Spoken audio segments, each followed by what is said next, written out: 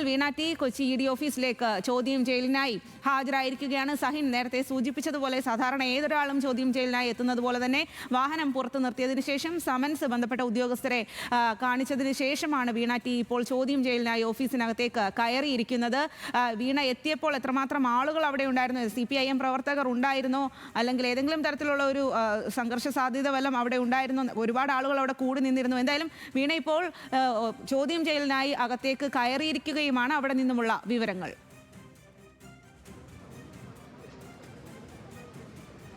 സ്വാതി, വീണ ഹാജരായപ്പോൾ പോലീസുകാരും മാധ്യമപ്രവർത്തകരും മാത്രമാണ് ഉണ്ടായിരുന്നത്. മറ്റാരും തന്നെ ഇവിടെ ഇല്ലായിരുന്നു. മാധ്യമപ്രവർത്തകരുടെ ഒരു തിക്കും തിരക്കുമാണ് കണ്ടത്.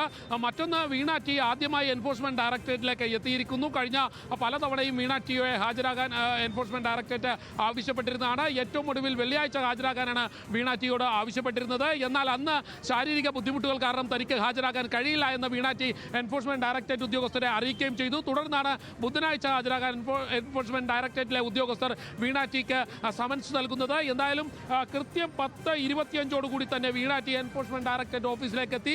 അവരോടൊപ്പം ഭർത്താവ് റിയാസും ഉണ്ടായിരുന്നു. എന്നാൽ അദ്ദേഹം കാറിൽ നിന്നും ഇറങ്ങാൻ തയ്യാറായില്ല. പകരം വീണ മാത്രമാണ് കാറിൽ നിന്നും ഇറങ്ങി സമൻസ് കാണിച്ച ശേഷം അകത്തേക്ക് കയറുകയും പിന്നീട് ഓഫീസിനുള്ളിലേക്ക് പ്രവേശിക്കുകയും ചെയ്തത്. തൊട്ട് പിന്നാലെ വീണ ടിയുടെ അഭിഭാഷക കൂടി എത്തി. അഭിഭാഷക ഞാൻ വീണയുടെ അഭിഭാഷകയാണെന്ന് അറിയിച്ച ശേഷം അവർ കൂടി അകത്തേക്ക് കടക്കുകയായിരുന്നു. എന്തായാലും എൻഫോഴ്സ്മെന്റ് ഡയറക്ടറേറ്റിനെ സംബന്ധിച്ചിടത്തോളം കൃത്യമായ അന്വേഷണങ്ങൾ ഇതുമായി ബന്ധപ്പെട്ടുകൊണ്ട് നടക്കുന്നുണ്ട് എന്നുള്ളതാണ് മനസ്സിലാക്കാൻ കഴിയുന്നത്. മാത്രമല്ല, വീണ ടിക്ക് മുൻപ് എൻഫോഴ്സ്മെന്റ് ഡയറക്ടറേറ്റ് CMRL ഉടമകളെ അടക്കമുള്ള ആളുകളെ ചോദ്യം ചെയ്തിരുന്നു. CMRL ഉടമകളിൽ നിന്നും ലഭിച്ച വിവരങ്ങളുടെ അടിസ്ഥാനത്തിൽ തന്നെയായിരിക്കും വീണ ടിയെയും എൻഫോഴ്സ്മെന്റ് ഡയറക്ടറേറ്റ് ഇന്ന് ചോദ്യം ചെയ്യുക. ആ വിവരങ്ങളിൽ 2,73,00,000 രൂപയാണ് എക്സാലോജി കമ്പനി CMRL നിന്നും കൈപ്പറ്റിയിരിക്കുന്നത്. IT സേവനങ്ങൾ അടക്കം നൽകാമെന്ന് പറഞ്ഞുകൊണ്ടായിരുന്നു കമ്പനി 2,73,00,000 രൂപ കൈപ്പറ്റിയത്. പിന്നീട് ആദായ നികുതി വകുപ്പാണ് ഇത് കണ്ടെത്തുന്നത്. അതിനെ തുടർന്ന് SFIO serious fraud offence agency investigation agency ഈ കേസ് അന്വേഷിക്കുകയും അതിൽ ചില കൃത്രിമത്വം നടന്നിട്ടുണ്ടെന്ന് മനസ്സിലാക്കുകയും ചെയ്തു. അതോടുകൂടി SFIയുടെ അന്വേഷണ കണ്ടെത്തലുകൾ എൻഫോഴ്സ്മെന്റ് ഡയറക്ടറേറ്റ് കൂടി ഏറ്റെടുക്കുകയായിരുന്നു. എൻഫോഴ്സ്മെന്റ് ഡയറക്ടറേറ്റ് ഇതിന്റെ പ്രാഥമിക ഘട്ടം എന്നുള്ള നിലയിൽ അന്വേഷണം ആരംഭിച്ചപ്പോൾ തന്നെ ഈ അന്വേഷണങ്ങളെല്ലാം സ്റ്റേ ചെയ്യണമെന്ന് ആവശ്യപ്പെട്ടുകൊണ്ട് CMRL അടക്കമുള്ള ഏജൻസികൾ ഹൈക്കോടതിയെ സമീപിച്ചു. എന്നാൽ ഹൈക്കോടതി എൻഫോഴ്സ്മെന്റ് ഡയറക്ടറേറ്റിനോട് ഹൈക്കോടതി സിംഗിൾ ബെഞ്ച് അന്വേഷണം തുടരാൻ നിർദ്ദേശിക്കുകയായിരുന്നു.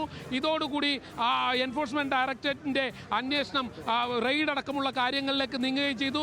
തൊട്ടടുത്ത ദിവസം തന്നെ CMRL ഡിവിഷൻ ബെഞ്ചിനെ സമീപിച്ചു. ഹൈക്കോടതി ഡിവിഷൻ ബെഞ്ചിനെ സമീപിച്ചു. എന്നാൽ ഡിവിഷൻ ബെഞ്ചും CMRLനെതിരെ എൻഫോഴ്സ്മെന്റ് ഡയറക്ടറേറ്റിന് അനുകൂലമായ വിധി നൽകുകയായിരുന്നു. അതിന് തൊട്ടു പിന്നാലെയാണ് ഈ പറയുന്ന 9 പേർക്ക് എൻഫോഴ്സ്മെന്റ് ഡയറക്ടറേറ്റ് നോട്ടീസ് നൽകിയത്. ഇതിൽ പ്രധാനമായിട്ടും വീണ ടിക്കായിരുന്നു നോട്ടീസ് നൽകിയത്. കഴിഞ്ഞ വെള്ളിയാഴ്ച വീണ ടിയോട് ഹാജരാകാൻ എൻഫോഴ്സ്മെന്റ് ഡയറക്ടറേറ്റ് ആവശ്യപ്പെടുകയായിരുന്നു. എന്നാൽ അന്ന് ഹാജരാകാൻ വീണ ടിക്ക് കഴിഞ്ഞില്ല. ഇതോടുകൂടിയാണ് എൻഫോഴ്സ്മെന്റ് ഡയറക്ടറേറ്റ് ബുധനാഴ്ചത്തേക്ക് വീണ ടിയുടെ ചോദ്യം ചെയ്യൽ മാറ്റിവെക്കുന്നത്. തുടർന്ന് CMRL ഉടമകളെ അടക്കമുള്ളവരെ എൻഫോഴ്സ്മെന്റ് ഡയറക്ടറേറ്റ് ചോദ്യം ചെയ്തു. അനിൽ കൂടി ചേരുകയാണ്. അനിൽ, എങ്ങനെയാണ് വീണ ടിയുടെ ഇന്നത്തെ ചോദ്യം ചെയ്യൽ വീണ ടിയെ സംബന്ധിച്ചിടത്തോളം നിർണായകമല്ലേ? തീർച്ചയായും നിർണായകമാണ് ഈ ചോദ്യം ചെയ്യൽ. കാരണം എന്താണെന്ന് വെച്ച് കഴിഞ്ഞാൽ പ്രധാനമായും പല സമയം ഇതിനു മുമ്പ് റെയ്ഡ് നടന്നു. റെയ്ഡിന് ശേഷം പിന്നീട് ചോദ്യം ചെയ്യലിന് വേണ്ടി സമൻസ് അയച്ചു. സമൻസ് കൈപ്പറ്റിയതിന് ശേഷം അവധി ചോദിച്ചു. പക്ഷേ നീണ്ട ഒരു അവധിയിലേക്ക് കാര്യങ്ങൾ പോയില്ല. ഇതോടൊപ്പം തന്നെ മറ്റ് കർത്തയുമായി ബന്ധപ്പെട്ട ആളുകളെ ചോദ്യം ചെയ്യൽ അടക്കമുള്ള കാര്യങ്ങൾ കഴിഞ്ഞു. ഇപ്പോൾ വീണ ടിയിലേക്കുള്ള ചോദ്യം ചെയ്യൽ എത്തിയിരിക്കുന്നു. ഇന്ന് വീണ കൊടുക്കുന്ന മറുപടികൾ അത് എത്രത്തോളം EDയെ സംബന്ധിച്ചിടത്തോളം സ്വീകാര്യമായിരിക്കും എന്നത് നിർണായകമാണ്. അടുത്ത ഘട്ടത്തിലേക്ക് കാര്യങ്ങൾ കടക്കുമോ എന്നതാണ് ഏറ്റവും പ്രധാനപ്പെട്ട ഒരു കാര്യം. അത്തരം ഒരു നിർണായകമായ ദിവസം വീണ ടിയെ സംബന്ധിച്ചിടത്തോളം നിർണായകമായ ഒരു ദിവസം തന്നെയാണ് ഇന്ന്. സഹിൻ, അതേപോലെ തന്നെ റഹീമ, CMRL ഉടമകളെ അടക്കം ചോദ്യം ചെയ്തിരുന്നു. ശശിധരൻ കർത്തയുടെ മകൻ ശരൺ കർത്ത, ഒപ്പം തന്നെ മകൾ ഷബ കർത്ത, ഭാര്യ ജയ കർത്ത, ഈ 3 പേരെയും ചോദ്യം ചെയ്തപ്പോൾ എൻഫോഴ്സ്മെന്റ് ഡയറക്ടറേറ്റ് ഈ പണം എന്തിന് നൽകി എന്നുള്ളതായിരുന്നു അറിയാൻ ശ്രമിച്ചത്. അന്ന് അവർ നൽകിയ മറുപടിയും ഇനി വീണ ടിയെ ചോദ്യം ചെയ്യുമ്പോൾ ഉണ്ടാകുന്ന വീണ ടി നേരിടേണ്ടി വരുന്ന ബുദ്ധിമുട്ടുകളും എന്തൊക്കെയായിരിക്കും? തീർച്ചയായും. അതായത് ഈ ശരൺ സ്കർത്തയും അതോടൊപ്പം തന്നെ ഈ പറയുന്ന പോലെ ജയ കർത്തയും ഒക്കെ ചോദ്യം ചെയ്തതിൽ നിന്ന് ഇ ഡിക്ക് ലഭിച്ചിട്ടുള്ള ചില വിവരങ്ങളുണ്ട്. ആ വിവരങ്ങൾ കൂടി ഉൾപ്പെടുത്തിക്കൊണ്ട് തന്നെയായിരിക്കും സ്വാഭാവികമായും ഇന്ന് വീണയ്ക്ക് മുന്നിലേക്ക് ചോദ്യങ്ങൾ ഇ ഡി ഇടുക. അപ്പോൾ സ്വാഭാവികമായും ഇതിന് മറുപടി എന്തായിരിക്കും വീണ നൽകുക എന്നുള്ളത് വളരെ പ്രധാനപ്പെട്ട കാര്യമാണ്. ഇനി ഈ തരത്തിൽ, അതായത് ഏതെങ്കിലും തരത്തിൽ ഇത് നിരാകരിക്കാൻ കഴിയില്ല, അതായത് പണം വാങ്ങിയിട്ടില്ല എന്നതിന് നിരാകരിക്കാൻ കഴിയില്ല. കാരണം സ്വാഭാവികമായും ഇ ഡിയുടെ പക്കൽ അതിനാവശ്യമായ തെളിവുകളുണ്ട്. പല ഏജൻസികളും കണ്ടെത്തിയ തെളിവുകൾ ഇ ഡിയുടെ പക്കലുണ്ട്. അതുകൊണ്ട് തന്നെ സ്വാഭാവികമായും ഇനി അങ്ങനെ പണം കൈപ്പറ്റിയിട്ടില്ല എന്നൊരു മറുപടി പറഞ്ഞ് ഒഴിഞ്ഞു മാറാൻ സ്വാഭാവികമായും വീണയ്ക്ക് കഴിയുകയില്ല. അതുകൊണ്ട് ഇനി കൃത്യമായ മറുപടികൾ ഇ ഡിക്ക് മുന്നിലേക്ക് നൽകുക എന്നുള്ളത് തന്നെയായിരിക്കും വീണയുടെ മുന്നിലുള്ള ഏക മാർഗം. അപ്പോൾ സ്വാഭാവികമായും എന്ത് മറുപടിയായിരിക്കും ഈ കേസുമായി ബന്ധപ്പെട്ട് അല്ലെങ്കിൽ പണം വാങ്ങിയതുമായി ബന്ധപ്പെട്ടൊക്കെ വീണ നൽകുക എന്നുള്ളതാണ് ഏറ്റവും പ്രധാനപ്പെട്ട കാര്യം. അത് ആ മറുപടിയുടെ അല്ലെങ്കിൽ വീണയെ ചോദ്യം ചെയ്തതിൽ നിന്ന് ലഭിക്കുന്ന വിവരങ്ങൾ കൂടി ഉൾപ്പെടുത്തിക്കൊണ്ടായിരിക്കും സ്വാഭാവികമായും ഇ ഡി കൂടുതൽ നടപടികളിലേക്ക് കടക്കുക എന്നുള്ളതാണ് മനസ്സിലാക്കാൻ കഴിയുന്നത്. അത് ഏത് തരത്തിലായിരിക്കും എന്നുള്ളത് ഏറ്റവും പ്രധാനപ്പെട്ട കാര്യവുമാണ് സൈൻ. അപ്പോൾ തന്നെ അനിൽ, ഇന്ന് എൻഫോഴ്സ്മെന്റ് ഡയറക്ടറേറ്റ് ഓഫീസിൽ ഹാജരായപ്പോൾ വീണയോടൊപ്പം ഭർത്താവ് റിയാസും ഉണ്ടായിരുന്നു. അത് പക്ഷേ അദ്ദേഹം കാറിൽ നിന്ന് ഇറങ്ങാൻ തയ്യാറായില്ല. അഭിഭാഷകയും ഒത്താണ് വീണ എത്തിയിരിക്കുന്നത്. തീർച്ചയായും അതൊരു നടപടിക്രമം തന്നെയാണ്. കാരണം സമൻസ് കിട്ടിയ ആളുകൾ മാത്രം അകത്തേക്ക് പ്രവേശിക്കുക എന്നുള്ള നിലയിൽ തന്നെയാണ് ഇ ഡി ഓഫീസിലെ കാര്യങ്ങൾ നടക്കുകയും ചെയ്യുന്നത്. നമുക്കറിയാം, ഈ വാതിക്കൽ വന്ന് ആളുകൾ ഇറങ്ങുന്നു, അതിനുശേഷം ഗേറ്റിൽ സമൻസ് പേപ്പർ കാണിക്കുന്നു, അകത്തേക്ക് പോകുന്നു, ആ തിരിച്ചറിയൽ കാർഡ് അടക്കമുള്ള കാര്യങ്ങൾ അവിടെ നൽകുന്നു.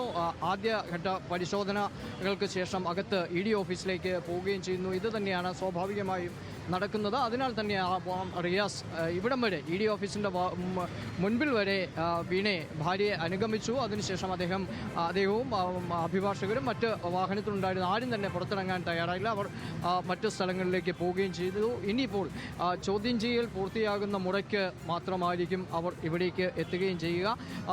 നിർണായകമായ ഒരു ദിവസം ഇ ഡിക്ക് മുമ്പാകെ വീണ ടി എത്തിയിരിക്കുന്നു. വീണ ടി നൽകുന്ന മറുപടികൾ അത് നിർണായകമാണ്. അതാവും തുടർ നടപടിയിലേക്ക്, ഇ ഡിയുടെ തുടർ നടപടികൾക്ക് അടിസ്ഥാനമായി മാറുകയും ചെയ്യുന്നത്. അതിനാൽ ഇന്നത്തെ ചോദ്യം ചെയ്യൽ വീണ ടിയെ സംബന്ധിച്ചിടത്തോളം ഏറെ നിർണായകമാണ്.